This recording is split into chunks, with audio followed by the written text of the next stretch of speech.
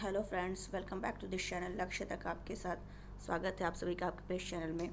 आज हम लोग टेस्ट सीरीज़ को अपने आगे बढ़ाएंगे, जो कि लास्ट सीरीज़ हम लोग की 6 थी, आज नंबर 7 है, जिसमें हम लोग 70+ क्वेश्चन को डिस्कस करने वाले हैं। लास्ट टाइम हम लोग 21 क्वेश्चन को डिस्कस किए थे। आज हम लोग उसी के आगे कंटिन्यू करने वाले हैं। बहुत ही इंपॉर्टेंट सीरीज़ है, आपके हिस्ट्री से रिलेटेड क्वेश्चन हैं और बहुत ही इंपॉर्टेंट सीरीज़ चलेगी और आप लोग अच्छे से इसको देखते रहिएगा, कई बार इसको प्रैक्टिस कर लीजिएगा। कहीं ना कहीं आपको आपके आने वाले एग्ज़ाम में 100% बेनिफिशियल ही होगा। तो चलिए सेशन को स्टार्ट करते हैं, ज़्यादा टाइम वेस्ट नहीं करते क्योंकि टाइम लगेगा, क्वेश्चन ज़्यादा हैं। तो क्वेश्चन को डिस्कस करने पहले आज का मोटिवेशन कोड देख लेते हैं, फिर हम लोग कंटिन्यू करते हैं। जीत निश्चित हो तो कायर भी लड़ सकते हैं, बहादुर तो वो कहलाते हैं जो हार निश्चित हो फिर भी मैदान नहीं छोड़ते। बहुत ही सही लाइन है कि हर कोई लड़ सकता है, अगर उसे पता है कि यहाँ हमें 100% सफलता मिल ही जाएगी तो हर कोई तैयार हो जाता है।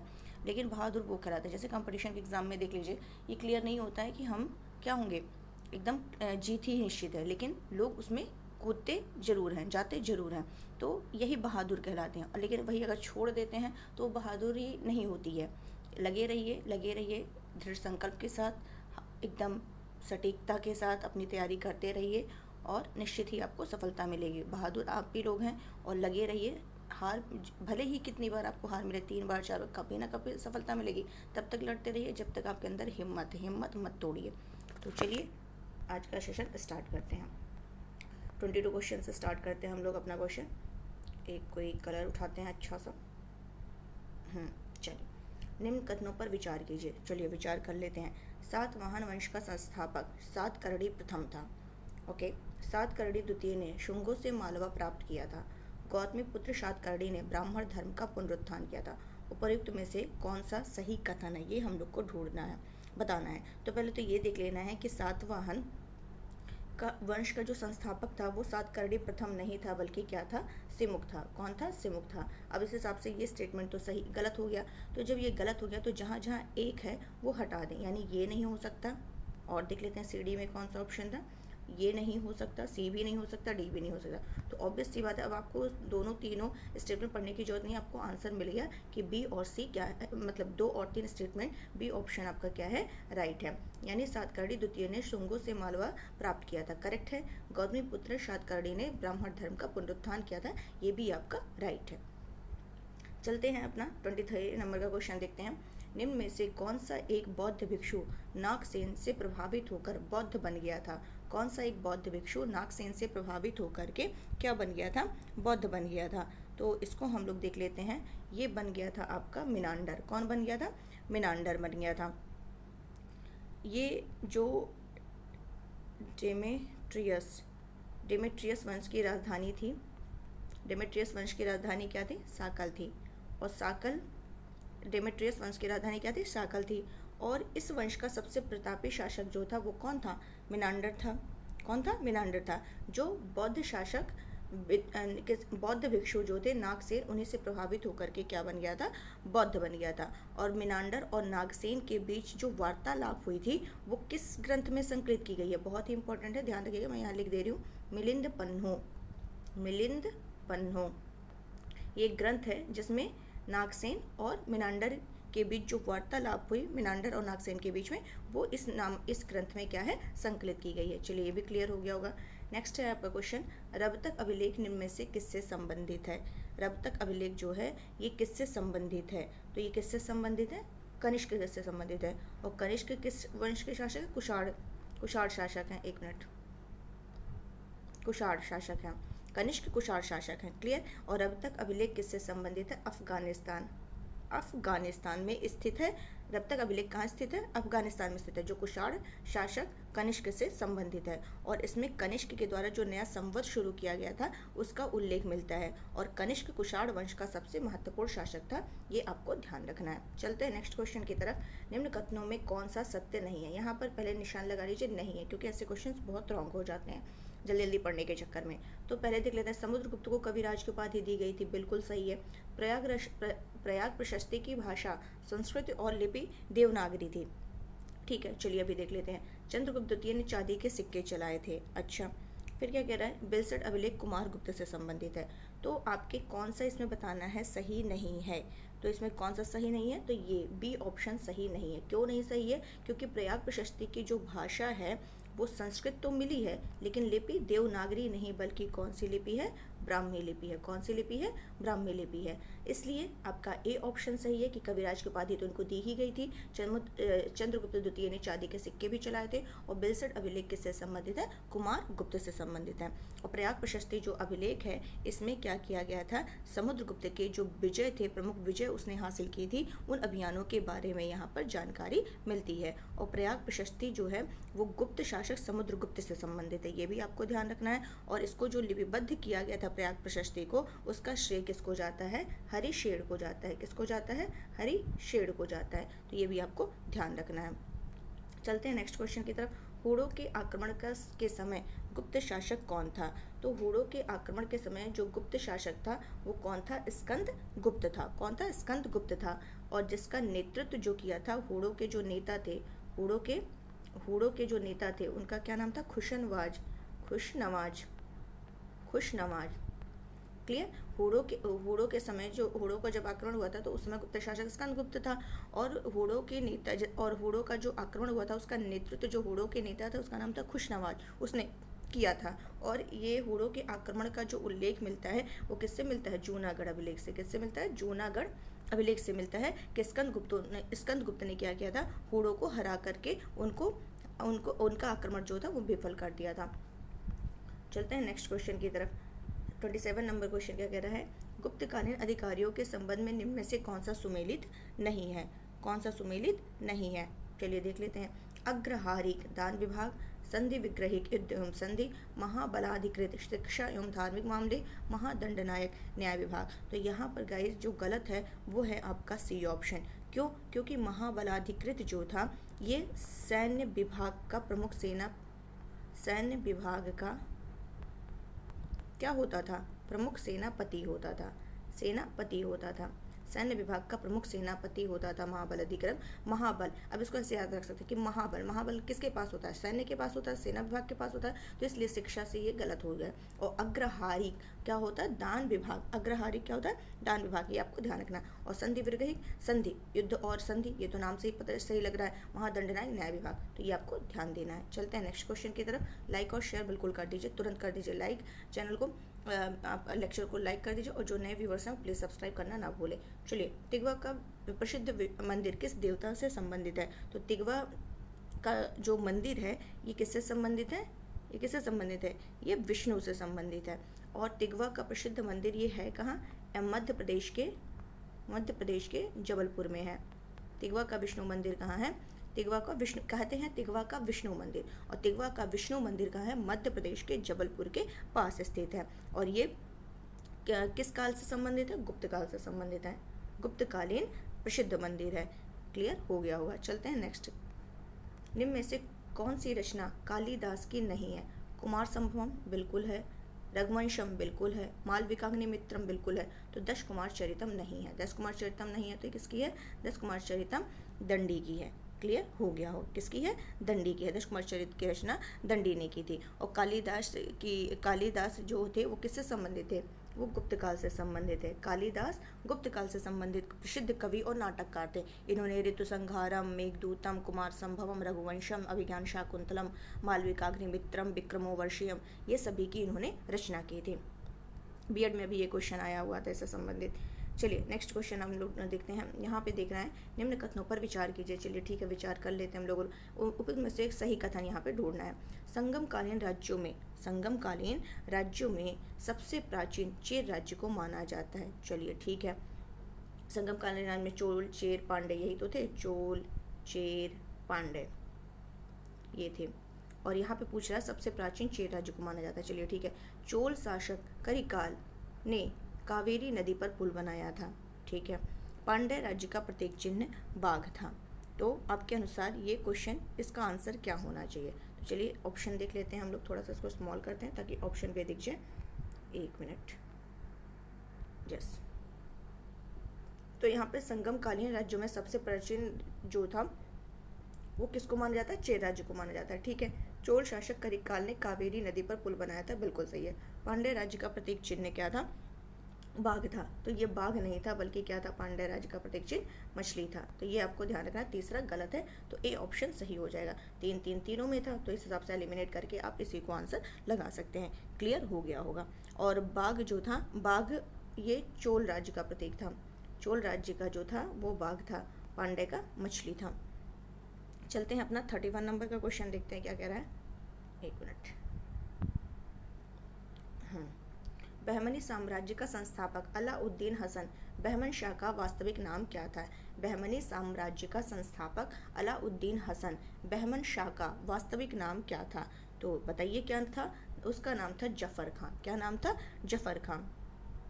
अगर देखा जाए तो मोहम्मद बिन तुगलक, इसको शॉर्ट फॉर्म में लिख देते हैं MBT। मोहम्मद बिन तुगलक के शासनकाल के अंतिम दिन में क्या था, दक्कन में जफर खान नामक सरदार ने अलाउद्दीन हसन बहमन शाह की उपाधि धारण करके क्या करता है, 1347 में, कब, 1347 में बहमनी साम्राज्य की स्थापना करता है। और ये अलाउद्दीन हसन जो था अलाउद्दीन हसन बहमन शाह ने क्या किया था, गुलबर्गा को, किसको, गुलबर्गा को अपने नए साम्राज्य की राजधानी बनाया था। और उसका नाम क्या रख दिया था, अहसानाबाद रख दिया था। क्या रख दिया था,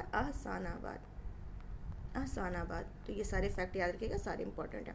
नेक्स्ट क्वेश्चन है, दक्कन का नीरो, एक मिनट, दक्कन का नीरो किस शासक को कहा जाता है? महमूद गवा, हुमायूं, मोहम्मद तृतीय, अलाउद्दीन अहमद तृतीय। तो किसको कहा जाता है ये कहा जाता है, हुमायूं को कहा जाता है। हुमायूं को क्या कहा जाता है, दक्कन का नीरो कहा जाता है। अलाउद्दीन अहमद द्वितीय की जब मृत्यु हो जाती है, किसकी, अलाउद्दीन अहमद द्वितीय, अलाउद्दीन अहमद द्वितीय जब डेथ हो जाती है, तो इसका पुत्र जो है हुमायूं, इसी का पुत्र था हुमायूं। ये क्या करता है, बहमनी का शासक बनता है। कहाँ का शासक बनता है हुमायूं? बहमनी का शासक बनता है। अब इसका जो व्यवहार था वो गैर जिम्मेदाराना तरीके का था, इसी कारण इसको दक्कन का नीरो भी कहा जाता था। स्वभाव से बहुत ज़्यादा निष्ठुर था, इसीलिए इसको जालिम की उपाधि दी गई थी। निष्ठुर होने के कारण इसको जालिम की उपाधि भी दी गई थी, ये भी ध्यान रखना है। और उसने महमूद गवा नाम का, ये जो महमूद गवा है, इसने महमूद गवा को अपना क्या नियुक्त किया था, प्रधानमंत्री नियुक्त किया गया था। तो ये सारे फैक्ट क्लियर हो गए होंगे। चलते हैं नेक्स्ट क्वेश्चन, हरिहर और बुक्का को विजयनगर साम्राज्य स्थापित करने में किसका सहयोग प्राप्त हुआ था? तो किसका सहयोग प्राप्त हुआ था, चलिए देख लेते हैं। विद्यारण्य, सायण, श्रीनाथ और नरसा नायक। तो किसका इनको सहयोग प्राप्त हुआ था? तो किसका प्राप्त हुआ था, 1 और 2 को, विद्यारण्य और सायण का, विद्यारण्य और सायण। चलिए इसको पूरा हम लोग समझते हैं अच्छे से।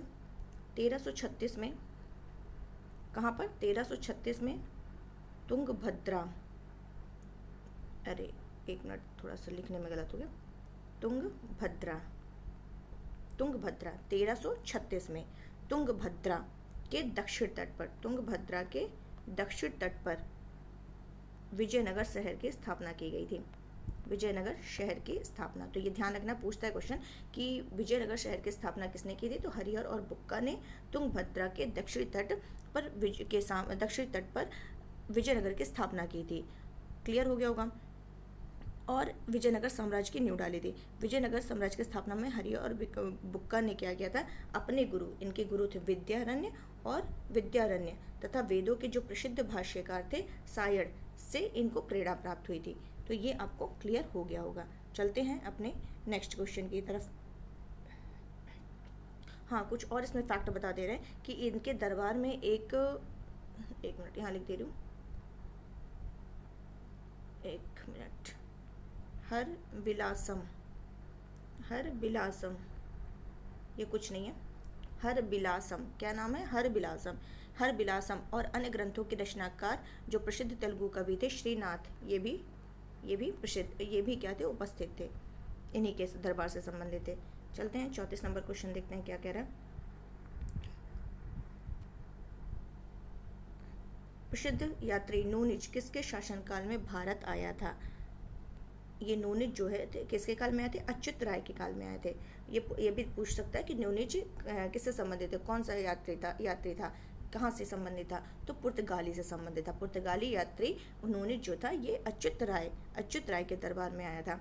और अगर बात करें कि देवराय प्रथम की बात करें तो ये किसके काल में आया था, ये मतलब देवराय प्रथम के काल में कौन आया था, ये आया था निकोलो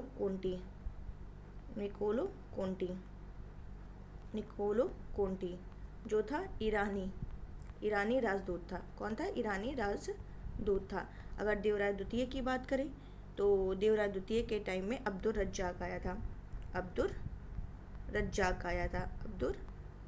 आया था। ये भी ईरानी, एक मिनट गाइज, ये ईरानी नहीं था, रुकिए मैं फिर से एक बार लाइन से फिर से बताती हूँ। कृष्णदेव राय के टाइम में एक पुर्तगाली यात्री आता है, ये भी पुर्तगाली यात्री इसके टाइम में भी आता है। उसका नाम था डोमिंगो, इसका नाम थोड़ा बड़ा है। डोमिंगो पायस आया था और दुआर्ट बारबोसा आया था। दुआर्ट बारबोसा क्लियर, ये कृष्णदेव के राय के टाइम में आया था। अगर बात करें अच्युत राय का तो ये हो गया, क्लियर हो गया आप लोगों को। देवराय द्वितीय की बात करें तो इसके टाइम में ईरानी आया था, ईरानी राजदूत था वो, ईरानी राजदूत। देवराय द्वितीय के टाइम में ईरानी राजदूत जिसका नाम था अब्दुर रज्जाक। और देवराय प्रथम के टाइम की बात करें कि कौन आया था, तो इतालवी यात्री था जिसका नाम था निकोलो कोंटी। क्लियर हो गया होगा। चलते हैं नेक्स्ट क्वेश्चन की तरफ। प्रसिद्ध शासक कृष्णदेवराय विजयनगर साम्राज्य के किस वंश का शासक था, तो ये किस वंश का शासक था, ये तो एकदम क्लियर हो गया होगा आपको, ये था तुलु वंश का शासक था। कृष्णदेवराय विजयनगर साम्राज्य के किस वंश का शासक था, तुलु वंश का शासक था। उसने तेलुगु साहित्य के उत्थान के लिए क्या किया था, 8 महान कवियों जिसको अष्टदिग्गज कहा जाता है उनको अपने दरबार में नियुक्त किया था, जिसके कारण इसको क्या कहा जाता था, आंध्र भोज कहा जाता था। आंध्र भोज की भी उपाधि दी गई थी। और कृष्णदेवराय ने स्वयं एक प्रसिद्ध तेलुगु ग्रंथ जिसका नाम था अमुक्त माल्यद की रचना की थी। ये कृष्णदेवराय ने इसकी ग्रंथ की रचना की थी, ये एक तेलुगु ग्रंथ था। क्लियर। कृष्णदेवराय ने अपनी राजधानी विजयनगर के निकट क्या किया था, एक नागलापुर नामक नगर की स्थापना भी की थी और उसने हजारा मंदिर और विट्ठल स्वामी मंदिर का भी क्या किया था, निर्माण किया था। तो ये आपको क्लियर हो गया होगा। चलते हैं नेक्स्ट क्वेश्चन की तरफ। निम्न में से कौन सा कार्य मोहम्मद तुगलक के द्वारा नहीं किया गया था, निम्न में से कौन सा कार्य मोहम्मद बिन तुगलक के द्वारा नहीं किया गया था। दोआब कर में वृद्धि की गई थी, 50% कर दी गई थी। खुरासान पर आक्रमण, कृषकों को प्रदत्त तकावी ऋण को माफ करना, सांकेतिक मुद्रा का प्रचलन। तो सांकेतिक मुद्रा का प्रचलन भी किया गया था। तो कौन सा नहीं किया गया था, तो सी ऑप्शन, कृषकों को जो तकावी ऋण को माफ करना, ये ऐसा कुछ काम नहीं किया गया था। तो एमबीटी के द्वारा तकावी ऋण प्रदान किए गए थे परंतु एफएसटी द्वारा माफ किया गया था। तो ये माफ करने का काम एफएसटी ने किया था, फिरोजशाह तुगलक ने किया था, इसने तो दिया था। ठीक है, तो ये आपको ध्यान रखना है। चलते हैं नेक्स्ट क्वेश्चन की तरफ। सल्तनत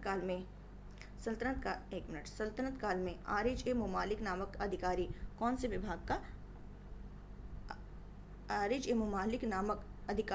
विभाग का प्रधान होता था। तो कौन से विभाग का होता था, सैन्य विभाग का होता था। आरिज ए मुमालिक जो होता था वो सैन्य विभाग का होता था।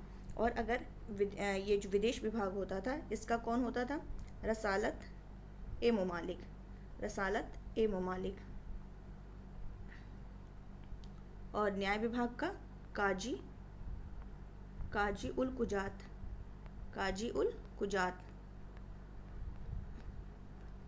और एक और है, इसको देख लेते हैं। बाजार जो नियंत्रण रखता था उसको दीवान गलत लिख दिया, दा पर बड़ी मात्रा रहेगा, दीवान ए रियासत। तो ये आपको ध्यान रखना है। चलते हैं नेक्स्ट क्वेश्चन की तरफ।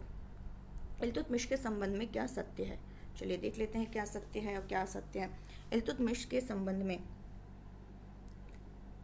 इल्तुतमिश द्वारा अपने वफादार गुलाम अमीरों की एक टुकड़ी तुर्कान ए चहलगामी की नियुक्त की गई थी। ठीक है, यहाँ पे क्या बताना है, सत्य बताना है। इल्तुतमिश ने इक्ता शासन व्यवस्था को प्रारंभ किया था, तो दोनों सही है। इल्तुतमिश के द्वारा दोनों किया गया था, इस हिसाब से दोनों स्टेटमेंट सही है। तो दिल्ली सल्तनत का पहला सुल्तान कौन था? इल्तुतमिश था, जिसने सुल्तान के पद की स्वीकृति खलीफा से प्राप्त की थी, इसलिए ये पहला ऐसा सुल्तान था। और भारत में इक्ता व्यवस्था की शुरुआत इल्तुतमिश ने की थी। और ये इक्ता होता क्या था? यह भूमि का एक विशेष खंड होता था जिसे सैनिक अधिकारियों को प्रदान किया जाता था, जिसकी लगान का वह क्या कर सकते थे? उपभोग करते थे। इल्तुतमिश अपने वफादार गुलाम अमीरों इल्तुतमिश के द्वारा क्या किया जाता था? जो उसके अपने वफादार गुलाम अमीर होते थे, उनकी एक टुकड़ी तुर्कान ए चहलगानी की नियुक्त की गई थी। और इल्तुतमिश ने ही सल्तनत युग में दो महत्वपूर्ण सिक्का, एक चांदी का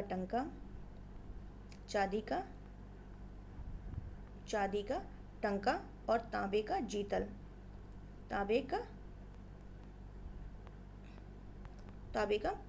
ये शुरू किया था। चलते हैं नेक्स्ट क्वेश्चन की तरफ। 39 नंबर का क्वेश्चन क्या कह रहा है? कौन सा सुमेलित नहीं है?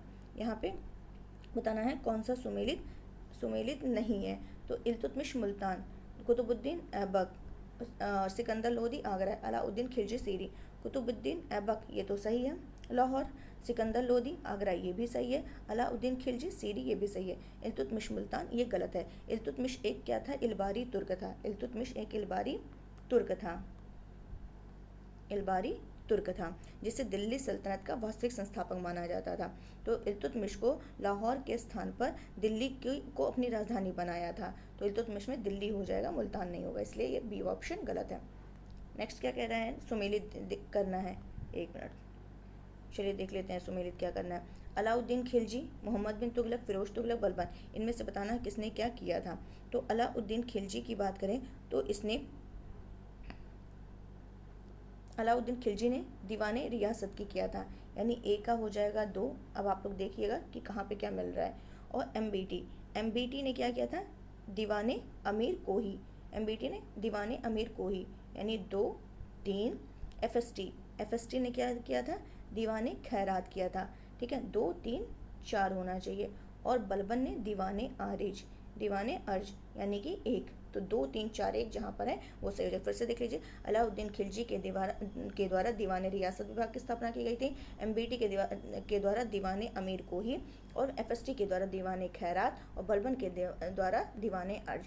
तो 2 3 4 1 कहाँ पर है? चलिए देख लेते हैं। 2 3 4 1 आपका ये डी ऑप्शन करेक्ट हो जाएगा। 41 नंबर क्या कह रहा है?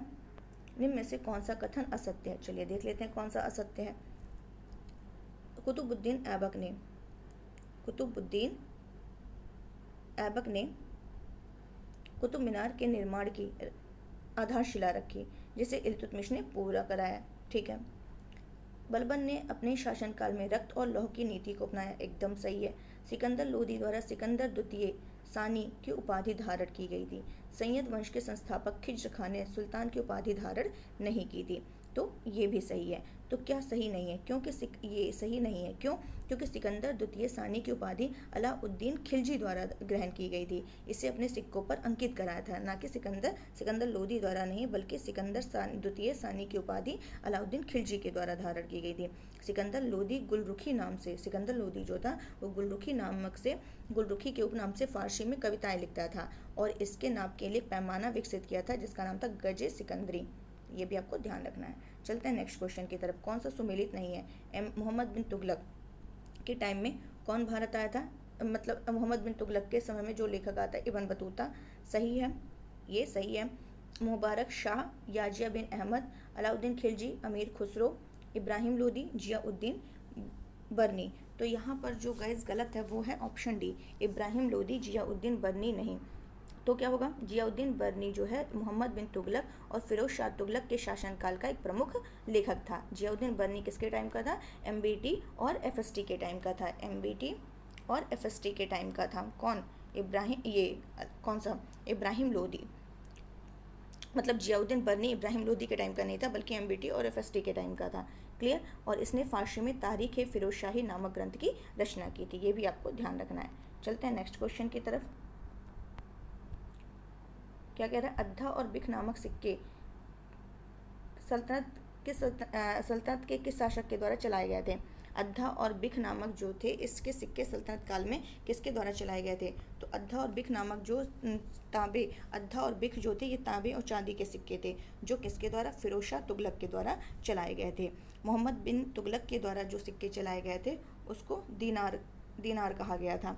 और मोहम्मद गौरी ने क्या किया था? ये जो सिक्के चलाया था उसके एक तरफ क्या किया था? अपना नाम अंकित कराया था, और दूसरी तरफ देवी लक्ष्मी की आकृति ये मिलता है इसके सिक्कों पर। तो आपको मैंने सारा बता दिया है। चलते हैं नेक्स्ट क्वेश्चन की तरफ। दिल्ली सल्तनत के शासनकाल में सर्वाधिक लंबा शासन किस वंश का रहा है? तो किसका रहा था?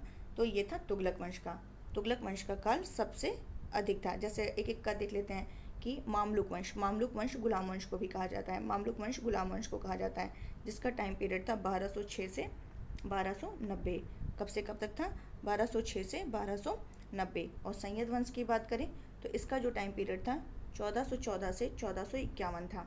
और अगर खिलजी वंश की बात करें तो 1290 से 1320 था। तो सबसे कम पूछे तो खिलजी वंश, और तुगलक वंश की बात करें तो 1320 से 1413। तो सबसे ज़्यादा तुगलक वंश का था, सबसे कम खिलजी वंश का था। आपको ध्यान रखना है। निम्न में से कौन सी सत्य नहीं है?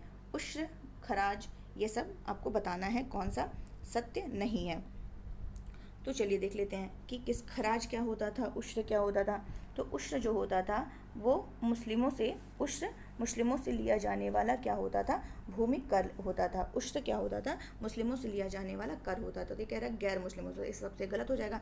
खराज क्या होता था? खराज गैर मुस्लिमों से लिया जाने वाला भूमि कर होता था। तो ये इसका होगा, ये उसका उलट दिया है। तो इसलिए कौन सा सही नहीं है? तो दोनों सही नहीं है। ठीक है, सी ऑप्शन। नेक्स्ट,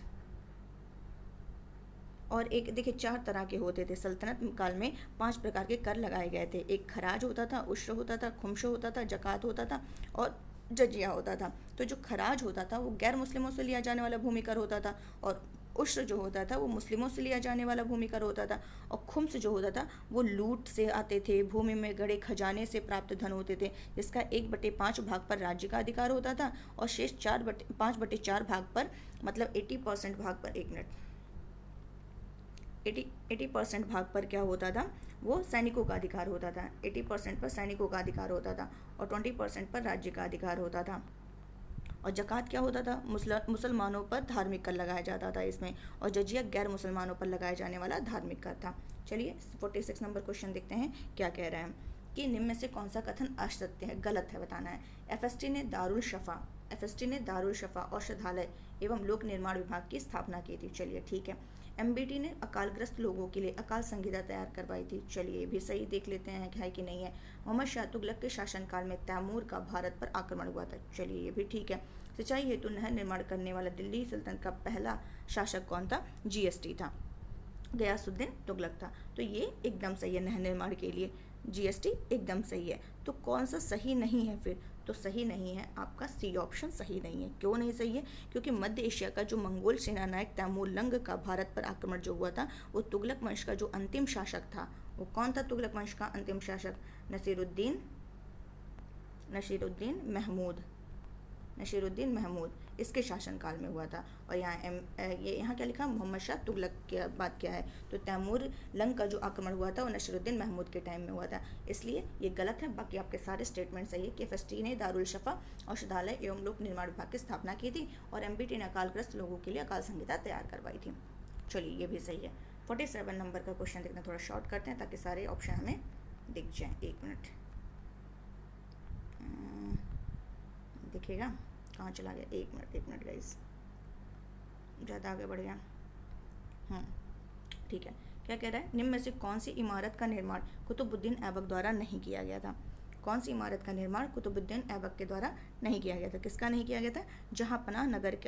जहाँपनाह नगर 2.5 दिन का झोपड़ा, कुव्वतुल इस्लाम मस्जिद, कुतुब मीनार और जहाँपनाह नगर। तो जहाँपनाह नगर की स्थापना इसके द्वारा नहीं किया। 2.5 दिन का झोपड़ा इसने किया था, कुव्वतुल इस्लाम मस्जिद का भी किया था, कुतुब मीनार का भी किया था। जहाँपनाह नगर का निर्माण किसके द्वारा तब किया गया था? अगर इसके द्वारा नहीं किया गया तो एमबीटी के द्वारा किया गया, मोहम्मद बिन तुगलक के द्वारा किया गया था। बाकी अन्य तीनों इमारतें जो हैं ये इसके द्वारा की गई थी। चलिए अब इसको थोड़ा बड़ा करते हैं ताकि दिखे। संस्कृत भाषा में जाम्बवती कल्याण की रचना किस शासक द्वारा की गई थी? संस्कृत भाषा में जाम्बवती कल्याण की रचना किस शासक के द्वारा की गई थी? कृष्णदेवराय, देवराय द्वितीय, देवराय प्रथम, हरिहर प्रथम, किसके द्वारा की गई थी? तो कृष्णदेवराय के द्वारा की गई थी। कृष्णदेवराय की जो रचना है जाम्बवती कल्याण है। तो ये किस भाषा में थी? संस्कृत भाषा में थी। और तेलुगु में इन्होंने एक मुक्त माल्यद की थी, जो ऑलरेडी मैंने डिस्कस कर दिया है क्वेश्चन में, और एक उषा परिणय करके भी थी। उषा परिणय, ये भी आपको ध्यान रखना है। चलते हैं नेक्स्ट क्वेश्चन की तरफ। ढलवा दीवारें, बट्टार या सलामी पद्धति का निर्माण में प्रयोग सल्तनत काल में किस वंश के द्वारा किया गया? फिर से पढ़ते हैं क्वेश्चन। ढलवा दीवार, जिसको बट्टार या सलामी पद्धति का निर्माण में प्रयोग सल्तनत काल में किस वंश के द्वारा किया गया था? तो किसके द्वारा ये किया गया था? तुगलक वंश के द्वारा किया गया। तुगलक काल में क्या होता था? जो ढलवा दीवारों जैसे कि बट्टार, सलामी पद्धति का निर्माण में प्रयोग किया गया था। इसके अंतर्गत क्या किया जाता था? जो भवन होते थे उनको बहुत अधिक मजबूत दिखने के लिए ढलवा दीवार का प्रयोग किया जाता था। तुगलकाबाद को देख लिया जाए, जहाँ पनाह और फिरोजाबाद नगर में इस शैली का प्रयोग दिखता है हमें। नेक्स्ट क्वेश्चन है, 50 नंबर का क्वेश्चन है, ये भी इंपॉर्टेंट है। भारत का सीधी किसे कहा जाता है? भारत का सीधी किसे कहा जाता है? तो किसे कहा जाता है? हसन ए दहलवी को कहा जाता है। भारत का सीधी जो है, ये सल्तनत काल में जो इनके उच्च स्तरीय गजल होते थे, इसी के कारण इनको हसन ए दहलवी को भारत का सीधी कहा जाता था। क्या कहा जाता था? भारत का सीधी कहा जाता था। अमीर उल हसन की जो प्रसिद्ध रचना थी वो क्या थी? फवाद उल फोयद। फवाद उल फोयद होती थी। क्लियर। और अमीर खुसरो को उनके विभिन्न रागों को प्रचलित करने के कारण उनको नायक की उपाधि दी गई थी। किसकी? नायक की उपाधि दी गई थी। और सूफी संत पीर बोधन जौनपुर के क्या थे? पीर बोधन जो थे, ये जौनपुर के महान संगीतज्ञ थे। क्लियर। और अगर बात करें शम्स ए सिराक अफीक की, ये चित्रकला से संबंधित थे और ये तारीख़ फिरोज शाही में इनका मिलता है। चलते हैं नेक्स्ट क्वेश्चन की तरफ। 1799 में किंग जॉर्ज को, एक मिनट, अब ठीक है। 1799 में किंग जॉर्ज को बादशाहनामा किसने भेंट किया था? अबुल फजल ने किया था, अब्दुल हमीद लाहौरी ने किया था, अवध के नवाब ने किया था, विलियम जोन्स ने किया था। तो किसने किया था? अवध के नवाब ने किया था। 1799 में किंग जॉर्ज को बादशाहनामा जो थे वो अवध के नवाब ने किया था। बादशाहनामा शाहजहां के दरबारी इतिहासकार अब्दुल हमीद लाहौरी की किसकी रचना है? अब्दुल हमीद लाहौरी की रचना है। और 1799 में अवध के नवाब ने किंग जॉर्ज को बादशाहनामा भेंट किया था। क्लियर हो गया होगा। अभी भी जिसने लाइक नहीं किया है लेक्चर को प्लीज़ लाइक कर दीजिए और अपने फ्रेंड्स को ज़रूर शेयर कर दीजिए और सब्सक्राइब प्लीज़ कर दीजिए। चलिए, फर्र-ए-इज़्दी का विचार जो मुगल राजतंत्र का आधार था, इनमें से किस सूफी संत द्वारा सबसे पहले विकसित किया गया था? फर्र-ए-इज़्दी का विचार जो मुगल राजतंत्र का आधार था, इनमें से किस सूफी संत द्वारा सबसे पहले विकसित किया गया था? शिहाबुद्दीन सुहरावर्दी, निजामुद्दीन औलिया, इब्न अल अरबी, बयाजिद बिस्तामी। तो ये किसके द्वारा किया गया था? ये किया गया था शिहाबुद्दीन सुहरावर्दी के द्वारा। फर्र-ए-इज़्दी का विचार जो मुगल राजतंत्र का आधार था, ये शिहाबुद्दीन सुहरावर्दी द्वारा सबसे पहले विकसित किया गया था। क्लियर हो गया होगा। सुहरावर्दी सिलसिला के जो संस्थापक थे बगदाद के शिक्षक शेख शिहाबुद्दीन सुहरावर्दी थे। तो इन्होंने ही मुगल राजतंत्र का जो आधार था फर्र-ए-इज़्दी के विचार को सबसे पहले विकसित किया था। मतलब इसका अर्थ ये है कि दैवीय प्रकाश सीधे सम्राट को स्थानांतरित होता था।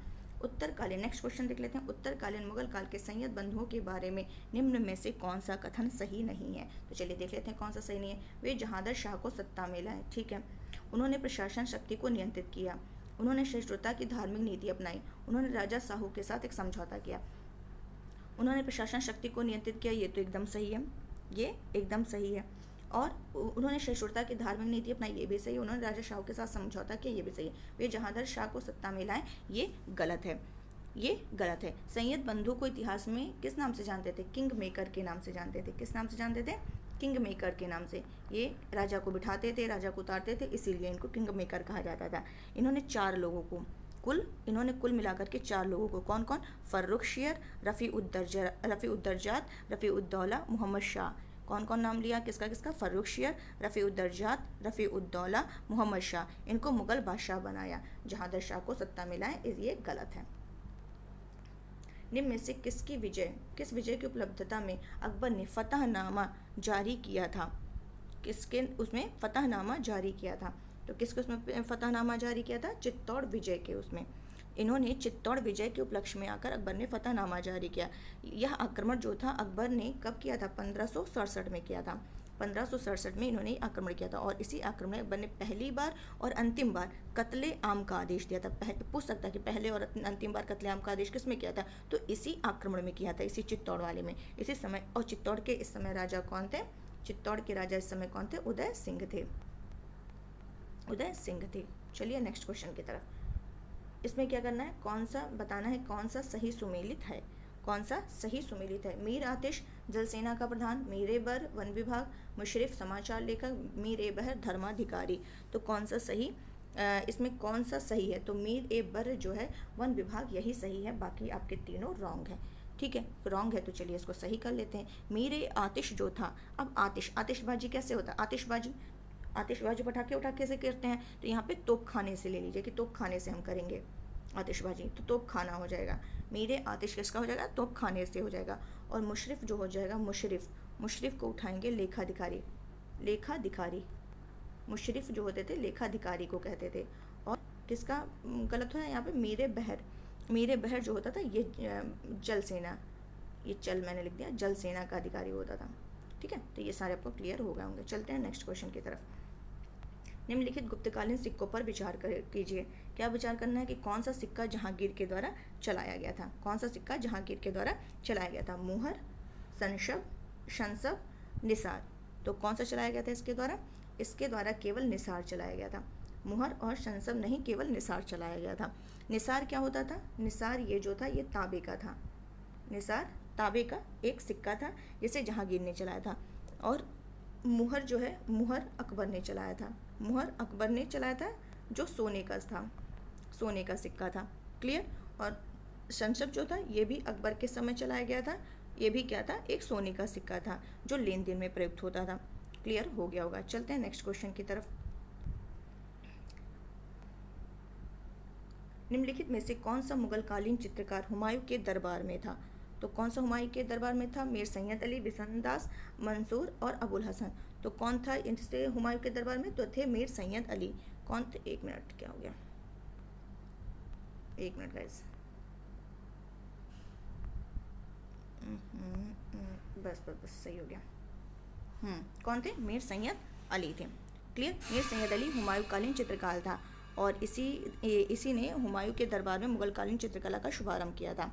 और अबू समद की बात करें, अबू समद भी इसी के दरबार में था, हुमायूं के दरबार में ही।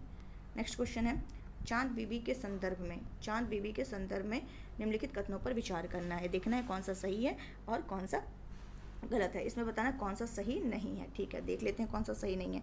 यह मुगल शासक जहांगीर के समकालीन थी। इन्होंने मुगलों की अधीनता स्वीकार नहीं की थी। तो यहाँ पर कौन सा सही नहीं है? दोनों सही नहीं है। क्यों सही नहीं है? क्योंकि चांद बीबी जो थी वो अकबर के समकालीन थी, जहांगीर के नहीं बल्कि अकबर के समकालीन थी, इसलिए पहला कथन गलत है। दूसरा, चांद बीबी ने समझौते के माध्यम से मुगलों की अधीनता को स्वीकार कर लिया था। क्लियर। तो इसलिए दोनों स्टेटमेंट क्या है? गलत है। नेक्स्ट क्वेश्चन है, शिवाजी के राज्याभिषेक के संदर्भ में निम्नलिखित कथनों पर विचार करते हैं। चलिए ये भी देख लेते हैं। यहाँ भी बताना है कौन से सही हैं, कौन से सही हैं। तो शिवाजी ने राज्याभिषेक के बाद छत्रपति की उपाधि धारण की थी। ठीक है। पुरोहित गंगा भट्ट ने उन्हें उच्च वर्गीय क्षत्रिय घोषित किया था। तो यहाँ पे दोनों स्टेटमेंट क्या है? सही हैं। कि 1674 में क्या होता है, शिवाजी ने कहाँ पर? शिवाजी ने रायगढ़ में क्या किया था? छत्रपति की उपाधि धारण की थी। और राज तिलक का संस्कार संपादित कराने वाले जो पुरोहित थे गंगा भट्ट ने घोषणा की थी कि शिवाजी उच्च वर्गीय क्या है? क्षत्रिय हैं। नेक्स्ट ये क्या है? मराठों की सैन्य व्यवस्था के संदर्भ में निम्नलिखित में से कौन सा सही नहीं है। यहाँ पे बताना है कि मराठों की जो सैन्य व्यवस्था थी उसके संदर्भ में कौन सा सही नहीं है। मराठा सेना का गठन मुगल व्यवस्था पर आधारित था। ठीक है। मराठा सैन्य विनिमय दक्षिण के मुस्लिम राज्यों के अधिनियमों पर आधारित था। चलिए ये भी मान लेते हैं। शिवाजी सामंत शाही सेना पर निर्भर रहते थे। पेशवा लोग सामंत शाही पद्धति पसंद करते थे। तो यहाँ पर जो आपका गलत है वो है सी ऑप्शन।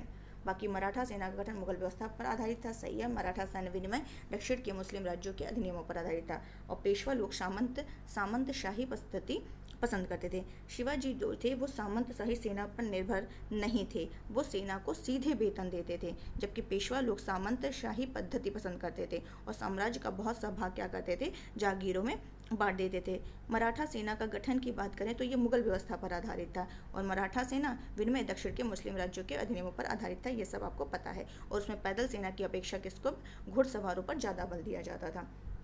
चलते हैं नेक्स्ट क्वेश्चन की तरफ। 61वां नंबर क्वेश्चन क्या कह रहा है, एक मिनट। निम्नलिखित में से कौन सा कथन सही नहीं है। दीवाने खास आगरा में स्थित है, ठीक है। दीन पनाह में किला ए कोहना मस्जिद स्थित है। लीलावती की रचना फैजी ने की थी। मुसम्मन बुर्ज आगरा में स्थित है। ये तो बहुत ईजी क्वेश्चन, आपको पढ़ के ही तुरंत लग गया होगा कि यहाँ पे सी ऑप्शन गलत है। क्यों गलत है सी, क्योंकि इस लीलावती की रचना जो गणितज्ञ हैं, एक मिनट, जो गणितज्ञ हैं भास्कराचार्य, यहाँ लिख दे रही हूँ, भास्कराचार्य ने की थी, ना कि फैजी ने की थी। और ये कैसी है, गणित की एक पुस्तक है। फैजी ने इसका क्या किया था, फारसी में अनुवाद किया था, क्लियर। और फैजी के अधीन एक अनुवाद विभाग की अकबर ने स्थापना की थी, जिसमें पंचतंत्र का अनुवाद अबुल फजल ने, तुजुक ए बाबरी का अनुवाद किसने, अब्दुल रहीम ने, और रामायण का अनुवाद बदाविनी ने किया था। इसलिए सभी विकल्प सही है, केवल यही एक गलत है आपका। चलिए छोटा करते हैं थोड़ा ताकि ऊपर का भी दिख जाए। क्वेश्चन है, निम्न में से कौन सा इमारत फतेहपुर सीकरी में नहीं है। किला ए कोहना, मरियम की कोठी, इस्लाम शाह का मकबरा, शेख सलीम चिश्ती का मकबरा। तो इसमें से कौन सा इमारत फतेहपुर सीकरी में नहीं है, तो वो है किला ए कोहना मस्जिद। किला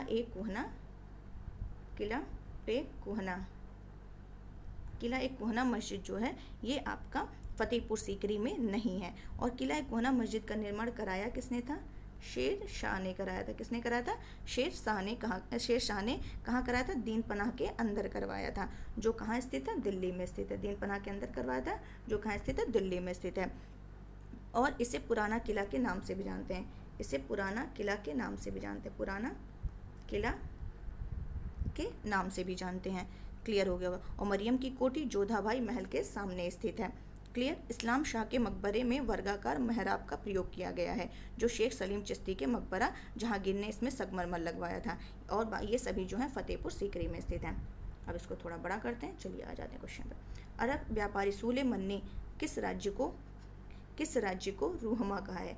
किसने, अरब व्यापारी था सुलेमान, इसने किसको रूहमा कहा है, तो इसने पाल को रूहमा कहा है। किसको रूहमा कहा है, पाल को रूहमा कहा है। 18वीं सदी के मध्य से लेकर लगभग 100 वर्ष तक क्या था, पूर्वी भारत में पाल शासकों का क्या था, वर्चस्व था। और उसी काल में अरब व्यापारी सुलेमान भारत की यात्रा पर आया था। उसी ने पाल राज्य को रूहमा या धर्म कहा था। क्लियर, रूहमा या धर्म कहा था। ये धर्मपाल का संक्षिप्त रूप था, तो ये आपको ध्यान रखना है। नेक्स्ट क्वेश्चन क्या कह रहे हैं, एक मिनट। किस मध्यकालीन साम्राज्य ने आर्थिक तथा सांस्कृतिक क्षेत्र में उत्तर और दक्षिण के बीच सेतु का काम किया। किसने किया, ये राष्ट्रकूटों ने किया। किसने किया, राष्ट्रकूटों ने किया। 8वें से 10वीं सदी के बीच भारत में पाल, प्रतिहार, राष्ट्रकूटों ने शासन किया। पाल, प्रतिहार और राष्ट्रकूट 8 से 10वीं सदी के बीच इन तीनों ने शासन किया। तो इसमें सबसे ज़्यादा अगर देखा जाए तीनों में से सबसे दीर्घायु राष्ट्रकूट साम्राज्य था, जिसने आर्थिक और सांस्कृतिक क्षेत्र में विकास के लिए उत्तर भारत और दक्षिण भारत के बीच में सेतु का काम किया, राष्ट्रकूट। चोल साम्राज्य में प्रचलित गिल्ड किससे संबंधित था। चोल साम्राज्य में प्रचलित गिल्ड किससे संबंधित था, तो ये गिल्ड किससे संबंधित था, ये व्यापारिक श्रेणियों से संबंधित था। गिल्ड किससे संबंधित था, व्यापारिक श्रेणियों। चोल साम्राज्य में व्यापार वाणिज्य बहुत ज़्यादा फल फूल रहे थे। यहाँ पर व्यापारियों की बहुत बड़ी बड़ी श्रेणियाँ थी, जिसे गिल्ड कहा जाता था। और ये श्रेणियाँ मुख्य रूप से कहाँ पर, जावा और सुमात्रा में व्यापार, सुमात्रा में व्यापार के लिए जानी जाती थी। उम्मीद है ये सारे आपको फैक्ट क्लियर हो गए होंगे। तो अभी भी जिसने लाइक नहीं किया अपना इस लेक्चर को, प्लीज़ लाइक कर दीजिए। 66 नंबर का क्वेश्चन है, थोड़ा शॉर्ट करते हैं ताकि दिखाई दे पूरा। इस राजवंश का संस्थापक दंती दुर्ग था। अब यहाँ पे आपको इतने सारे वंश दिए हैं, यहाँ पे देखना है। इस वंश के राजा कृष्ण ने प्रथम ने एलोरा के कैलाश मंदिर का निर्माण कराया था। अब तो आपको क्लियर हो गया होगा किसकी बात की जा रही है। जब एलोरा का कैलाश मंदिर हो गया तो आपको क्लियर हो गया होगा। इसी वंश के शासकों ने एलिफेंटा की गुफा का का निर्माण भी कराया था। अब ये बताइए कि इसकी चर्चा किससे हो रही है। तो इसकी चर्चा, जिसकी चर्चा हुई है वो है राष्ट्रकूट वंश है।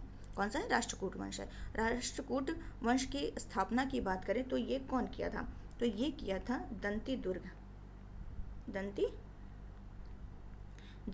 दुर्ग द्वारा किया गया था। दंती दुर्ग के द्वारा बादामी के चालुक्य राजा कीर्तिवर्मन द्वितीय को हरा करके की गई थी। इसने क्या किया था? जो बादामी के चालुक्य राजा थे कीर्तिवर्मन, उनको हरा करके की गई थी। और एलिफेंटा के मुख्य गुफा के निर्माण में चालुक्य की भूमिका भी रही। लेकिन राष्ट्रकूटों ने भी साथ में सदी के आरंभ में 18वीं सदी के अंत तक एलिफेंटा में क्या किया था? गुफा निर्माण का कार्य किया था। और इन गुफाओं में देखा जाए तो नटराज, अर्धनारीश्वर मूर्तियां राष्ट्रकूटों के समय में ही निर्मित की गई थी। चलते हैं नेक्स्ट क्वेश्चन की तरफ। एक मिनट। निम्न में से किस मुगल बादशाह के शासनकाल में नादिर शाह का भारत पर आक्रमण हुआ था? मोहम्मद शाह, फर्रुखशियर, अहमद शाह, आलमगीर द्वितीय। तो किसके टाइम में हुआ था? फर्रुखशियर के टाइम में हुआ था। किसके टाइम में हुआ था?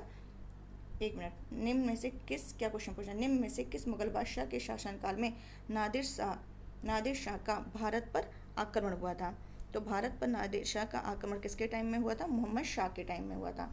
मोहम्मद शाह के टाइम में नादिर शाह का आक्रमण हुआ था। 1739 ईस्वी में क्या हुआ? उसने करनाल के युद्ध में मोहम्मद शाह की सेना को हरा दिया और वापसी के दौरान शाहजहां को मयूर सिंहासन और कोहिनूर हीरा लूट करके ये लेकर चला जाता है। तो किसके टाइम में? मोहम्मद शाह के टाइम में। नेक्स्ट क्वेश्चन क्या है? निम्नलिखित मुस्लिम शासकों का सही कालानुक्रम क्या है? फर्रुखशियर, अहमद शाह, बहादुर शाह प्रथम, जहांगीर शाह। तो इसमें सही कालानुक्रम क्या क्या है चलिए हम लोग देख लेते हैं। तो पहले आते हैं बहादुर शाह प्रथम आते हैं पहले। क्लियर? दूसरी सेकंड पे कौन आते हैं? जहांगीर आते हैं, जहांगीर शाह आते हैं। थर्ड नंबर पे कौन आता है? फर्रुखशियर आते हैं। और फोर्थ नंबर पर अहमद शाह आते हैं। यानी कि पहले हो जाएंगे आपके 3, फिर आपके हो जाएंगे 4, फिर आपके हो जाएंगे 1, फिर आपके हो जाएंगे 2। 3 4 1 2 कहाँ पर है? A option. ये क्लियर हो गया होगा। चलते हैं नेक्स्ट क्वेश्चन की तरफ। स्मॉल करते हैं। एक मिनट और छोटा करना पड़ेगा ताकि हमें पूरा स्टेटमेंट दिखे, तभी क्लियर हो पाएगा। क्या कह रहा है? निम्न में से कौन सा कथन सही नहीं है? कौन सा सही नहीं है? अहमद शाह अब्दाली को दुर्रे दुरानी की उपाधि दी गई थी। चलिए पूरा पढ़ लेते हैं, फिर पता चल जाएगा कौन सा सही है कौन सा सही नहीं है। फर्रुखशियर ने जय सिंह को समाई की उपाधि दी थी। अली बंधुओं को भारतीय इतिहास में किंग मेकर कहा गया था। अभी इसको डिस्कस किया तो ये तो एकदम सही है। ठीक है, इसको तो हटा दीजिए अपने से क्योंकि इसको एकदम क्लियर है आपका। मोहम्मद शाह को रंगीला कहा गया था, ये भी आपको क्लियर है। तो सी डी तो एकदम सही है। इसमें क्या पूछना था? क्या सही नहीं है? अली बंधुओं को भारतीय इतिहास में किंग मेकर कहा जाता था। एक मिनट, थोड़ा सा गलत हो गया है यहाँ पे। अली बंधु नहीं, किसको कहा जाता था? सैयद बंधु को कहा जाता था। सैयद बंधु को भारतीय इतिहास में किंग मेकर कहा जाता था। अली बंधु किससे संबंधित है? अली बंधु तो खिलाफत आंदोलन से संबंधित है। तो यही छोटा सा क्वेश्चन गलत हो जाएगा करके। एक मिनट, तो यहाँ पर ये थोड़ा सा ये ध्यान देना है, नहीं तो थोड़ा सा अगर पढ़ने में गलती हुई तो रॉन्ग हो जाएगा। देखिए अली बंधु नहीं बल्कि सैयद बंधु यहाँ होना चाहिए था। इस हिसाब से सी ऑप्शन गलत है, बाकी आपके क्या है? सही हैं। किस मुगल सम्राट ने अंग्रेजों को बंगाल में शुल्क मुक्त व्यापार करने की सुविधा प्रदान की थी? किस मुगल सम्राट ने अंग्रेजों को बंगाल में शुल्क मुक्त व्यापार करने की सुविधा प्रदान की थी? तो किसने की थी? अकबर, जहांगीर, बहादुर शाह, फर्रुखशियर। तो किसने की थी? फर्रुखशियर ने की थी। किसने की थी? फर्रुखशियर ने की थी। तो 1717 में फर्रुखशियर ने अंग्रेजों को व्यापारिक लाभ का शाही फरमान जारी किया था। और 1717 का क्या कहते हैं? 1717 का फरमान भी कहते हैं। इसे कंपनी का मैग्ना कार्टा भी कहा गया है। ये भी आपको ध्यान रखना है। चलते हैं 71 नंबर का क्वेश्चन है। निम्न कथनों पर विचार कीजिए। वास्को डी गामा ने भारत आने से पूर्व भी कई शताब्दियों तक यूरोपीय यात्री आते रहे। 17 मई 1498 को Vasco da Gama Cape of Good Hope होते हुए भारत के कालीकट पहुंचता है। तो यहाँ पे कौन से सही हैं? आपके दोनों ऑप्शन सही हैं। 1498 में ही ये यहाँ से होकर के भारत के कालीकट पहुंचा था और इससे कई शताब्दियों तक यूरोपीय यात्री आते रहे हैं। चलते हैं नेक्स्ट क्वेश्चन की तरफ। भारत के पुर्तगालियों के आगमन के समय निम्न कथन पर विचार करना है। चलिए ठीक है, यहाँ पे कूट वाला क्वेश्चन है। यस, कूट वाला है। चलिए थोड़ा इसको स्मॉल करते हैं साइज, फिर देखते हैं। गुजरात में महमूद बेगड़ा का शासन था। गुजरात में महमूद बेगड़ा का शासन था। समस्त उत्तर भारत कई छोटी शक्तियों में विभाजित था। दक्कन के क्षेत्र में बहमनी साम्राज्य छोटी छोटी शक्तियों में विभाजित था। भारत में अधिकतर साम्राज्यों की नौसैनिक शक्तियाँ कमजोर थी। तो यहाँ पे कौन से ऑप्शन सही हैं? आपके डी ऑप्शन सही है, यानी चारों ऑप्शन आपके यहाँ पर सही हैं। नेक्स्ट क्या कह रहा है, निम्न में से कौन सा सही सुमेलित है? 1530 में क्या हुआ? पुर्तगालियों ने गोवा को अपने भारतीय राज्य की राजधानी बनाया। यहाँ पर क्या होता है, 1530 में इसने अपनी राजधानी बनाया, ठीक है। 1535 में पुर्तगालियों ने दमन पर अधिकार किया। 1559 में पुर्तगालियों ने दीव पर अधिकार किया। 1641 में मलक्का दुर्ग पुर्तगालियों ने डचों से छीना। तो यहाँ पे कौन सा ऑप्शन सही है आपका? यहाँ पर 1 और 4 सही है। क्यों सही है? क्योंकि 1530 में पुर्तगालियों ने गोवा को अपने भारतीय राज्य की राजधानी बनाया था, और 1641 में मलक्का जो था, मलक्का दुर्ग पुर्तगालियों ने डचों से छीना था। 1535 गलत है। क्यों? क्योंकि पुर्तगालियों ने दमन पर नहीं, 35 में दीव पर अधिकार किया था, और 1559 में पुर्तगालियों ने दमन पर, उल्टा लिख दिया गया है। ये ऐसे अपोजिट हो जाएंगे। नेक्स्ट क्वेश्चन क्या है? 74 नंबर का। यस, निम्न कथनों पर विचार करना है। लुई 14वें के मंत्री कॉलबर्ट ने वर्ष 1664 में फ्रांसीसी ईस्ट इंडिया कंपनी की नींव रखी थी, ठीक है। क्या लिखा? ली नोइर, थोड़ा छोटा हो गया, मुझे भी नहीं दिख रहा। ली नोइर। और डुमास में भारत में 1720 और 1742 के बीच फ्रांसीसी शक्ति को सुदृढ़ किया, और बंगाल, कोरोमंडल और मालाबार तट में कारखानों को स्थापित किया। तो यहाँ पर दोनों ऑप्शन क्या हैं आपके? सही हैं। कौन से सही पूछा? तो दोनों सही है कि 14वें मंत्री जो थे लुई 14वें के मंत्री कॉलबर्ट ने 1664 में फ्रांसीसी ईस्ट इंडिया कंपनी की क्या रखी थी? नींव रखी थी, और फ्रांसीसियों ने पांडिचेरी को अपना मुख्यालय बनाया था, जिसकी अनुमति फ्रैंकोइन मार्टिन को वली कोंडापुरम के गवर्नर शेरखान लोधी द्वारा 1673 में, किसमें? 1673 में प्रदान की गई थी। क्लियर? चलिए आगे चलते हैं। 75 नंबर क्वेश्चन। भारत में फ्रांसीसियों की असफलता के प्रमुख कारण क्या थे? फ्रांस के सम्राट की असंगठित नीति, चलिए ठीक है मान लेते हैं, और फ्रांसीसियों के लिए वाणिज्य प्रेरणा का अभाव, अंग्रेजों की मजबूत सामरिक नीति, पुर्तगालियों से बड़ी मात्रा में लिया गया उधार। तो इसका ऑप्शन क्या हो जाएगा? 1, 2 और 3 सही है। पुर्तगालियों से बड़ी मात्रा में लिया गया उधार, ऐसा कोई क्या कहता है? उधार लिया गया, ऐसा कोई कारण इनकी असफलता का नहीं था। भारत में मुगल साम्राज्य के पतन के प्रमुख कारण क्या थे? कमजोर उत्तराधिकारी की लड़ाई, मराठा चुनौती, कमजोर आर्थिक नीति, यूरोपियों का आगमन और राष्ट्रवाद की भावना का अभाव। तो यहाँ पे आपके क्या हैं? सभी ऑप्शन सही हैं। मुगल साम्राज्य के इसके पतन की बात की जाए तो इसके प्रमुख कारण औरंगजेब की जिम्मेदारी, कमजोर उत्तराधिकार की लड़ाई, उत्तराधिकार के स्पष्ट सुनिश्चित नियमों का अभाव, मुगल सेना का क्षय होना, दरबारी प्रतिस्पर्धा, शत्रुता, मराठा चुनौती, आर्थिक संकट, यूरोपियों का आगमन, राष्ट्रवाद की भावना का अभाव, वंशानुगत निरंकुशता, केंद्रीय सरकार का अभाव, ये सारे इनके पतन के क्या थे? प्रमुख कारण थे। डलहौजी के व्यक्तिगत सिद्धांत का शिकार पहला राज्य कौन सा था? तो डलहौजी ये कौन सा था? पहले सतारा था। डलहौजी के व्यक्तिगत का सिद्धांत 1848 से 56 तक चलता है, 48 से 56 तक चलता है, जिसमें सतारा पहले आता है, फिर संभलपुर आता है, भगत आता है, उदयपुर आता है, नागपुर, झांसी, अवध 1856 लास्ट में हुआ था। नेक्स्ट क्या है? कौन सा सही सुमेलित है? प्रथम आंग्ल वर्मा युद्ध, प्रथम, अच्छा यहाँ पे कूट मिलाना है कि कौन से सही हैं। चलिए देख लेते हैं। प्रथम आंग्ल वर्मा युद्ध तो सही है, 1824 से 26।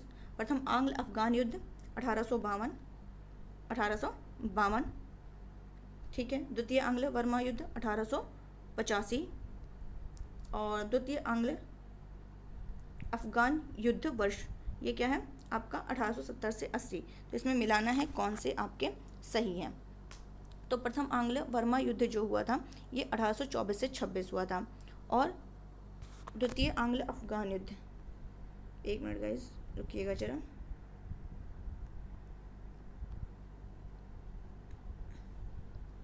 एक मिनट। द्वितीय आंग्ल अफगान युद्ध, एक मिनट। इस क्वेश्चन में थोड़ी सी मिस्टेक है, तो इसको बाद में डिस्कस करते हैं, इसको स्किप करते हैं, आगे चलते हैं, देख लेते हैं कौन सा क्वेश्चन है। वेलुथम्पी ने विद्रोह किया था, कहाँ किया था? इसको देख लेते हैं। त्रावणकोर में, बुंदेलखंड में, तिरुनेलवेली में, परल किमेडी में। तो कहाँ किया था? अगर इसकी बात की जाए तो ये त्रावणकोर में। कहाँ पर किया था? त्रावणकोर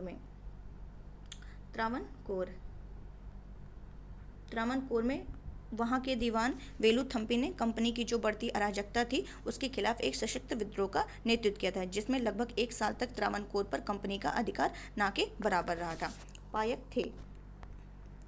पायक थे क्या थे? ओडिशा के परंपरागत पैदल सैनिक, आंध्र के जमींदार, केरल के मुस्लिम मजदूर, बुंदेलखंड के किसान। तो ये कौन थे? ओडिशा के परंपरागत पैदल सैनिक थे। यहाँ पर अंग्रेजी कंपनी द्वारा क्या किया गया था? 1803 में ओडिशा पर विजय प्राप्त कर ली गई थी और खुर्दा के जो राजा थे उनको सिंहासन से हटाने के कारण पायक के जो सम्मान थे और शक्ति में कमी आ गई थी और कंपनी की जो भू राजस्व जमींदार और किसानों के बीच असंतुष्टि का कारण बना। करारोपण के कारण क्या होता है? नमक की कीमत में वृद्धि हो गई और क्या कहते हैं, शासन की शोषणकारी कदमों से बुरी तरह ये प्रभावित हो गए थे। तो जो बख्शी जगबंधु विद्याधर खुर्दा के जो राजा का सेनापति था, इसने 1817 में पायक के विद्रोह का क्या किया? नेतृत्व किया और 1818 में आकर ये कमजोर पड़ जाता है। तो बहुत ज़्यादा डीप मत जाइए, बस ये जानिए ओडिशा के परंपरागत पैदल सैनिक से संबंधित है। बस यही सब क्वेश्चन वैसे पूछता ही है। नेक्स्ट देख लेते हैं, इसको मिलाना है।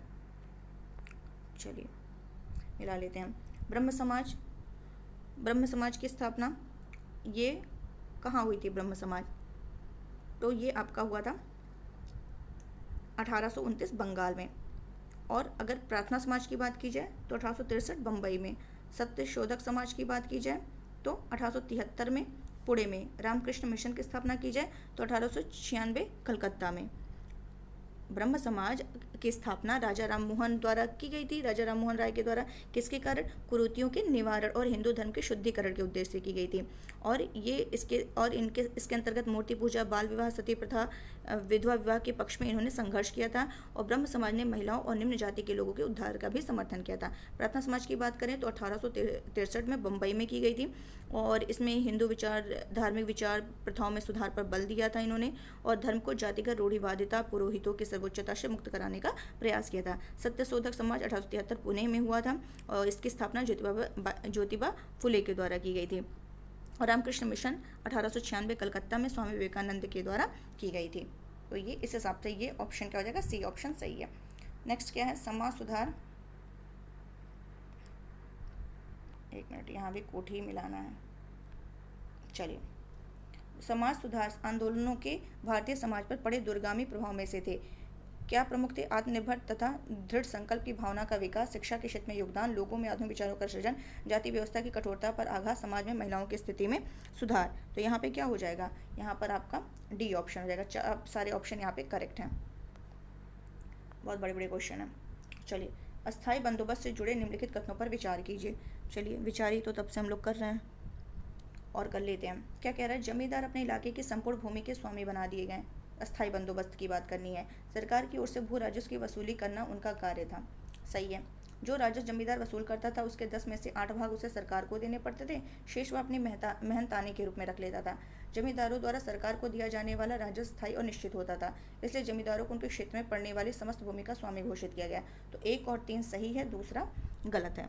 दूसरा गलत है क्योंकि 10 में से 9 भाग उसे सरकार को देने पड़ते थे, 10वां भाग अपने मेहनताने के रूप में रखना पड़ता था। तो इस हिसाब से सी ऑप्शन क्या है? सही है। महलवाड़ी, इसमें क्या बताना है? कौन सा सही है? महलवाड़ी बंदोबस्त के अनुसार प्रत्येक गांव के लिए अलग बंदोबस्त होता था। जमींदार अथवा वे घराने जो जमींदार होने का दावा करते थे उन्हीं के हाथों सरकार या बंदोबस्त क्या करती थी? सौंपती थी। ठीक है। और क्या है? बहुत लंबे क्वेश्चन है। और क्या कह रहा है? 19वीं सदी के आरंभ में मद्रास और बम्बई के कुछ क्षेत्रों में रैयतवाड़ी बंदोबस्त लागू किए गए थे। ठीक है। रैयतवाड़ी बंदोबस्त के अनुसार भूमि जोतने वाले को उस भूमि का स्वामी माना जाता था, बशर्ते वह भू राजस्व क्या हो? चुकाता हो। तो यहाँ पे तीनों स्टेटमेंट क्या है? सही है। इस हिसाब से आपका डी ऑप्शन क्या है? सही है। चलते हैं नेक्स्ट क्वेश्चन की तरफ। नेक्स्ट क्वेश्चन हमारा क्या कह रहा है? 1748 में निम्नलिखित कथनों पर विचार करना है। क्या बताना है? यहाँ पे सही बताना है। ठीक है। 1748 में निजाम उल मुल्क की मृत्यु के साथ ही हैदराबाद के इतिहास का गौरवशाली प्रथम अध्याय क्या हो गया? समाप्त हो गया। ठीक है। इस राज्य की स्थापना 1724 में निजाम उल मुल्क ने उस समय की थी जिस समय दिल्ली दरबार पर सैयद बंधुओं का नियंत्रण था। निजाम उल मुल्क ने सैयद को हटाने में मोहम्मद शाह की सहायता की थी और उसके बदले में उसने दक्कन की सूबेदारी प्राप्त की थी। तो यहाँ पर क्या हो जाएगा, आपके सभी ऑप्शन सही हैं, तीनों उपरोक्त सभी हो जाएगा। नेक्स्ट क्या करना है, कौन से सुमेलित हैं, कौन से सुमेलित हैं ये हम लोग को देखना है। फराइजी विद्रोह शरीयतुल्लाह और मोहम्मद मोहसिन, रामोसी विद्रोह चित्तौड़ सिंह, नायक विद्रोह बाबाजी अहरीकर, गडकरी विद्रोह अचल सिंह गडकरी। तो देख लेते हैं। तो यहाँ पे आपका जो ऑप्शन सही होगा वो बी ऑप्शन सही होगा, फर्स्ट एंड सेकंड स्टेटमेंट सही है। फराइजी विद्रोह तो ये हाजी क्या नाम है उनका, शरीयतुल्लाह मोहम्मद महसिन के द्वारा की गई थी, ठीक है, तो ये आपको ध्यान रखना है। नायक विद्रोह की बात करें तो ये बंगाल के मेदिनीपुर ज़िले में हुआ था। कहाँ पर हुआ था, मेदिनीपुर ज़िले में हुआ था। और ये विद्रोह उन रैयतों ने किया था जिन पर कंपनी बढ़ी हुई दर से लगान चुकाने के लिए दबाव डाल रही थी। और नायक विद्रोह का नेतृत्व देखा जाए तो अचल सिंह ने किया था, अचल सिंह ने किया था। और गडकरी विद्रोह का बाबाजी अहरीकर ने किया था, ये अपोजिट हो जाएगा। नेक्स्ट क्या है, निम्नलिखित कथन में से कौन से आंदोलन या पार्टियों ने जातियों का प्रतिनिधित्व किया था। तो किसने किया था, जस्टिस पार्टी, फजले हुसैन की यूनियनिस्ट पार्टी, आत्मसम्मान आंदोलन, राममोसी आंदोलन। तो इसमें कौन हो जाएगा, आपके ये तीनों ऑप्शन हो जाएंगे। राममोसी आंदोलन नहीं, कि कौन से आंदोलन या पार्टियों ने जातियों का प्रतिनिधित्व किया था। तो मद्रास की जस्टिस पार्टी, ईवी पेरियार के नेतृत्व में आत्मसम्मान आंदोलन, मद्रास के रामास्वामी नायकर, सतारा महाराष्ट्र में ज्योतिबा फुले के नेतृत्व में सत्यशोधक कार्यकर्ता, महाराष्ट्र में भास्कर राव जादव, पंजाब में फजले हुसैन की यूनियनिस्ट पार्टी, यादवों का आंदोलन, केरल में अय्यप्पन और केसी केसवन, बिहार में सामाजिक स्थिति में सुधार के लिए यादवों का आंदोलन, ये सारे थे। ये रामोसी आंदोलन नहीं था। नेक्स्ट क्या है, 19वीं शताब्दी में भारतीय रेलवे के विकास के विषय में निम्न में से कौन से कथन सही हैं। कौन से कथन सही है, भारत के कच्चे माल के निर्यात हेतु उत्पादन क्षेत्रों को बंदरगाह से जोड़ने के उद्देश्य से रेलवे को स्थापित किया गया था, ठीक है। भारतीय रेलवे में भारतीय पूंजी निवेशकों को भारी नुकसान का सामना करना पड़ा क्योंकि उनको गारंटीकृत ब्याज प्राप्त नहीं हुआ था। अच्छा, कौन सा सही उत्तर है, तो केवल एक ऑप्शन सही है, बी ऑप्शन गलत है। 21वीं वर्ष की आयु में उन्हें, यहाँ पे ये पूरा डिटेल दिया है, इसको पढ़ करके आपको बताना किसके बारे में ये कहा गया है। 21 वर्ष की आयु में उन्हें फोर्ट विलियम कॉलेज द्वारा बंगाली सीखने के लिए आमंत्रित किया गया था, ठीक है। संस्कृत व्याकरण पर 2 पुस्तकें लिखी थी, उपक्रमणिका, व्याकरण कौमुदी। अब व्याकरण कौमुदी से आपको कुछ गेस लग गया होगा। उन्होंने विधवा पुनर्विवाह के लिए अभियान चलाया था। एक उदाहरण स्थापित करने के लिए अपने पुत्र का विवाह एक विधवा से कर दिया था। बताइए कौन सा है सही है। तो ईश्वरचंद विद्यासागर के बारे में ये दिया गया है। किसके बारे में दिया गया है, ईश्वरचंद विद्यासागर के बारे में। चलते हैं नेक्स्ट क्वेश्चन की तरफ। बस समाप्त होने वाला है, परेशान मत होइएगा, बहुत इंपॉर्टेंट क्वेश्चन थे। ज्योतिबा फुले माली, निम्न कथनों पर गलत बताना है यहाँ पे। ज्योतिबा फुले माली जाति में पैदा हुए थे, उन्होंने सत्यशोधक समाज की स्थापना 1875 में की थी। अच्छा, गलत ही बताना है। अभी हम लोग इस क्वेश्चन को डिस्कस किए थे, अगर आपने ध्यान दिया होगा तो आपको गलत तुरंत पता चल गया होगा। गोपाल हरि देशमुख महाराष्ट्र के एक और प्रमुख समाज सुधारक और तर्कवादी थे। सामाजिक सुधार के मुद्दों पर वे लोकहितवादी नाम से साप्ताहिक पत्रिका प्रभाकर में लिखते थे। Servants of society India society की स्थापना 1905 में गोपाल कृष्ण गोखले, MG रानाडे की सहायता से किए थे। नारायण मल्हार जोशी ने बम्बई में सोशल सर्विस लीग की स्थापना की थी। सब सही है गाइज, ये गलत है। क्यों गलत है, क्योंकि 1875 नहीं, हम लोग क्या पढ़े थे अभी को, 1873 पढ़े थे, इसलिए ये गलत है। नेक्स्ट क्या है, किसके बारे में यह माना जाता है कि 1857 में ब्रिटिश के विरुद्ध षड्यंत्रकारी सन्यासियों और फकीरों का वो क्या था, नेता था। तो किसके बारे में, नाना साहब के बारे में बताया गया है। किसके बारे में, नाना साहब के बारे में, क्योंकि 1857 में, अरे यार 1857 में, तो इसका आंसर क्या होना चाहिए, नाना साहब होना चाहिए। क्या होना चाहिए गाइस, नाना साहब होना चाहिए। थोड़े बीच में क्लास डिस्टर्ब हो गई थी, उसके लिए क्षमा चाहते हैं। चलते हैं नेक्स्ट क्वेश्चन की तरफ। क्या कह रहा है, निम्नलिखित कथनों पर विचार कीजिए। मंगल पांडे ने ग्वालियर विद्रोह किया था, ठीक है। क्या किया था, मंगल पांडे ने ग्वालियर विद्रोह किया था। इसमें बताना क्या है, कोट मिलाना। एक मिनट, थोड़ा शॉर्ट स्मॉल साइज करते हैं ताकि क्लियर रहे क्या हमें। हाँ ठीक है, इसमें क्या होता है ना, सही। मंगल पांडे ने ग्वालियर विद्रोह किया था। 1857 के विद्रोहियों ने बहादुर शाह जफर को भारत का बादशाह घोषित किया था। तो मंगल पांडे ने ग्वालियर विद्रोह नहीं, बल्कि क्या, ये यहाँ बैरकपुर छावनी के क्या थे, सिपाही थे, जिनको अकेले विद्रोह करने और अपने अधिकारियों पर हमला करने के कारण इनको फांसी दी गई थी। तो इस हिसाब से ए ऑप्शन सही नहीं होगा, बी ऑप्शन सही होगा। केवल 2 ऑप्शन सही होगा। नेक्स्ट क्या कह रहा है क्वेश्चन, 1857 के विद्रोह के संदर्भ में कौन सा सही है? लियाकत अली लखनऊ से संबंधित है, मोहम्मद मौलवी अहमदुल्ला बरेली से, बख्त खां दिल्ली से। तो यहाँ पे बताना कौन सा सही है। तो कौन सा सही है? केवल कौन सा सही है? 3 सही है। कौन सा सही है? 3, क्योंकि लियाकत अली जो थे वो लखनऊ से नहीं इलाहाबाद से संबंधित थे, और मौलवी अहमदुल्ला जो थे बरेली नहीं फैजाबाद से संबंधित थे, और बख्त खां की बात की जाए तो ये दिल्ली से संबंधित थे, और अगर बात करें खान बहादुर की तो बरेली से संबंधित थे, बरेली से खान बहादुर भी थे, और बेगम हजरत और बिरजेस कादिर लखनऊ से संबंधित थे। तो ये आपका केवल सी ऑप्शन सही होगा। यहाँ पे कूट मिलाना है, चलिए मिला लेते हैं, कूट भी मिला लेते हैं हम लोग, तब से सॉल्व ही तो कर रहे हैं। और आप लोग बताइएगा, अपना खुद गेस करिएगा कि आपकी प्रिपरेशन कहाँ तक पहुँची है, कितने सही हुए हैं, कितने रॉन्ग गए हैं, क्योंकि बहुत ही इंपॉर्टेंट सीरीज़ है ये। और लाइक तो बिल्कुल कर दीजिएगा, स्किप बिल्कुल मत करिएगा वीडियो। चलिए, सुरेंद्र नाथ बनर्जी, यहाँ पे बताना है कौन से सुमेलित हैं।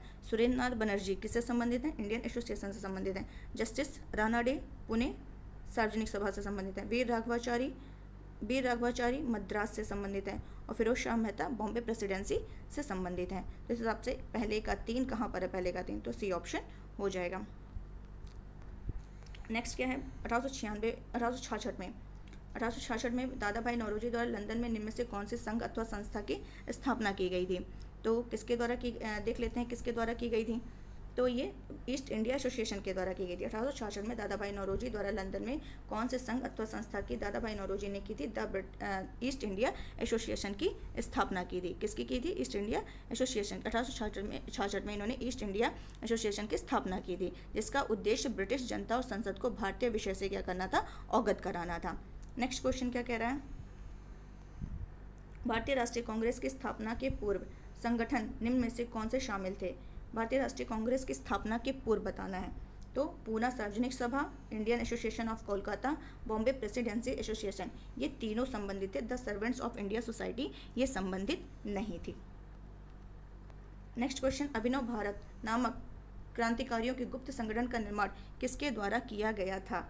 विनायक वी.डी. सावरकर के द्वारा या किसके द्वारा? तो वी.डी. सावरकर के द्वारा अभिनव भारत नाम से क्रांतिकारियों के गुप्त संगठन का बनाया गया था। ठीक है गाइस, ये क्लियर हो गया होगा। 1 मिनट। 98 नंबर का क्वेश्चन देख लेते हैं। निम्न घटनाक्रमों पर विचार कीजिए। नीचे दिए गए कूट का प्रयोग कालानुक्रम में करना है। चलिए देख लेते हैं क्या करना है। तो इसमें बताना है आपको बंगाल विभाजन। अच्छा, इसमें बताना है, सही से बताना है कि कालक्रम में कैसे हुआ था। तो बंगाल विभाजन और ये सन अब अगर पता है तो हो जाएगा। जैसे बंगाल का विभाजन कब हुआ था? 16 अक्टूबर 1905 में हुआ था। ठीक है। और कोलकाता से दिल्ली का स्थानांतरण 1911 में हुआ था। कांग्रेस का विभाजन 1907 सूरत अधिवेशन के दौरान, और मुस्लिम लीग का गठन 1906 में हुआ था। तो कैसे होगा? फर्स्ट ऑप्शन 1, और मुस्लिम लीग का गठन आप करेंगे किसमें? 4, 1, 4, 3, 2, 1, 4, 3, 2 है कहीं पर? यस, सी ऑप्शन हो जाएगा। निम्नलिखित घटनाओं का सही कालानुक्रम बताना है। अब इसका भी बताना है, तो इसके लिए आपको क्वेश्चन याद होना पड़ेगा। खुदीराम बोस को फांसी कब हुई? 1908 में हो गई। भारत लोक मंडल सेवक मंडल का गठन 1905 में हुआ, और मुस्लिम लीग गठन अभी हम लोगों ने पढ़ा। तो क्या हो जाएगा? 2, 3, 1 बी ऑप्शन करेक्ट हो जाएगा आपका। Next question and last question है आज का। शारदा एक्ट किस वायसराय या जनरल के काल में पारित किया गया? तो किसके काल में किया गया? Lord Irwin, Lord Linlithgow, Lord reading, Chelmsford. तो शारदा एक्ट जो था वो लॉर्ड इरविन के टाइम में 1929 में पारित किया गया था, और इस एक्ट के तहत विवाह की आयु तय की गई थी। क्या तय की गई थी? जो बॉयज़ के लिए है वो 18 ईयर, एंड गर्ल्स के लिए जो था वो 14 ईयर्स तय की गई थी। तो उम्मीद है आपको ये सेशन बहुत अच्छे से समझ आया होगा, पसंद आया होगा। तो गाइस, अगर पसंद आया हो, समझ आया हो, अच्छा लगा हो, तो प्लीज़ इसको लाइक करिए, शेयर करिए, ज़्यादा से ज़्यादा शेयर करिए, और प्लीज़ सब्सक्राइब करना ना भूलिए। तो नेक्स्ट सीरीज़ आपकी 8 नंबर की सीरीज़, वो भी 50 to 100 क्वेश्चन देखेंगे, जैसा भी समय होगा वो आपकी 8 नंबर की सीरीज़ नेक्स्ट संडे को आएगी। बाकी डेली आपका करंट अफेयर्स का लेक्चर तो मिलता है। तो बने रहिए हमारे वीडियो के साथ, लगे रहिए, बस दोस्तों के साथ शेयर करते रहिए। आज के लिए बस इतना ही। Thank you so much.